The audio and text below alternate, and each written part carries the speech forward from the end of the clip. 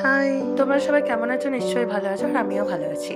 আজকে আমি প্রত্যেকদিন তো তোমাদের খাওয়ার ভিডিও দিই, তাই ভাবলাম আজকে একটু আমার ছোট্ট ছাদ বাগানের ভিডিও নিয়ে তোমাদেরকে ভিডিও দিই।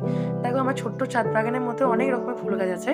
আর এই ফুল গাছগুলো দেখছি এত ফুল ফুটেছে, ভাবলাম তোমার সাথে শেয়ার না করে থাকতে পারলাম না, তাই ভাবলাম আজকে একটু শেয়ার করি। দেখো, আমার দু রকমের ক্যালেন্ডুলা আছে। আমি না ভেবেছিলাম ক্যালেন্ডুলা গাছগুলো বাঁচবে না, জানো তো। আর এটা ডায়ান্থাসও ফুটেছে, দেখো কত বড় বড়। এই ছাদ বাগানে যদি কেউ ছোট্ট করে ছাদ বাগান করো, সেই ফুলেরই হোক আর ফলেরই হোক, যদি ফুল দেয় ফল দেয়, কি ভালো লাগে বলো।